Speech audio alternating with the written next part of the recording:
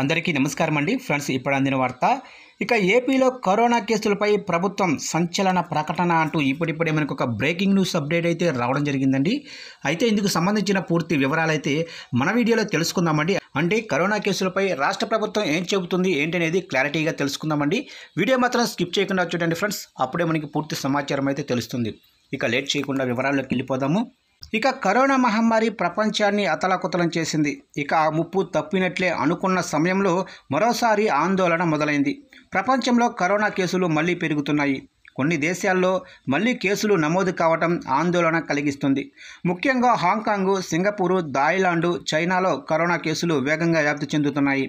Hong Kong, Singapore వంటి దేశాల్లో COVID-19 కేసులు ఎక్కువగా నమోదవుతున్నాయి. దీంతో తెలుగు రాష్ట్రాల్లో కూడా ఆందోళన మొదలైంది. అయితే ఏపీలో కరోనా కేసుల గురించి ప్రజల్లో అనుమానాలు మొదలయ్యాయి. ఇక ఈ క్రమంలో ఏపీలో కరోనా కేసులపై ప్రభుత్వం స్పందించింది. దేశవ్యాప్తంగా ఈ నెల 19 నాటికి 257 కరోనా కేసులు నమోదయ్యాయని, ఏపీలో మాత్రం ఎలాంటి కేసులు నమోదు కాలేదని రాష్ట్ర వైద్య ఆరోగ్య శాఖ ఒక ప్రకటనలో తెలిపింది. అయినా సరే ప్రజలు అప్రమత్తంగా ఉండాలని సూచించింది. ఇక జ్వరం, దగ్గు, జలుబు, గొంతు నొప్పి లక్షణాలు ఉంటే సమీపంలోనే ప్రభుత్వ ఆసుపత్రి లేదా వైద్య సిబ్బందిని సంప్రదించాలని సూచించారు. ప్రతిరోజు పరిస్థితిని సమీక్షిస్తున్నామని, ప్రజలు కొన్ని జాగ్రత్తలు తీసుకోవాలని సూచిస్తున్నారు. ప్రజలు ఆందోళన చెందవద్దని, శుభ్రంగా ఉంటూ మాస్కులు ధరిస్తే వైరస్ల ప్రభావాన్ని తగ్గించవచ్చంటున్నారు. ఇక ప్రజలు అప్రమత్తంగా ఉండాలని, వ్యక్తిగత పరిశుభ్రత పాటించాలని అధికారులు సూచిస్తున్నారు.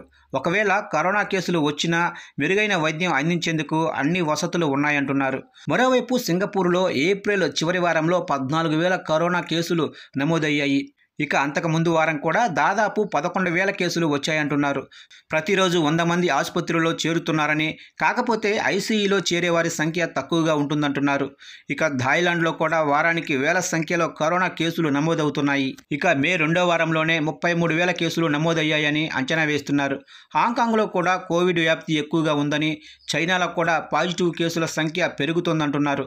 ఆసియా దేశాల్లో ప్రస్తుతం వైరస్ వ్యాప్తికి JN.1 వేరియంట్, అలాగనే ఒమిక్రాన్ తరగతికి చెందిన XEC వేరియంట్ వల్లనే కేసుల సంఖ్య పెరుగుతుందని అధికారులు భావిస్తున్నారు. సింగపూర్ ఆరోగ్య శాఖ కేసుల పెరుగుదలకు కొన్ని కారణాలు చెప్పింది. జనరల్ వాతావరణ పరిస్థితులు, జనాలు గుంపులుగా వెళ్లి కార్యక్రమాల్లో పాల్గొనడం, ప్రయాణాలు పెరగటం వల్ల కేసులు పెరుగుతున్నాయని భావిస్తున్నారు. ప్రజల్లో రోగనిరోధక శక్తి కూడా తగ్గటం కూడా కారణమని అంటున్నారు. ప్రస్తుతం ఆసియా దేశాల్లో కరోనా వ్యాప్తికి కారణమవుతున్న JN.1 రకం వేరియంట్ను ప్రపంచ ఆరోగ్య సంస్థ WHO వేరియంట్ ఆఫ్ ఇంట్రెస్ట్గా మాత్రమే పరిగణించిందని, ఇది ఆందోళన కలిగించే రకం కాదంటున్నారు.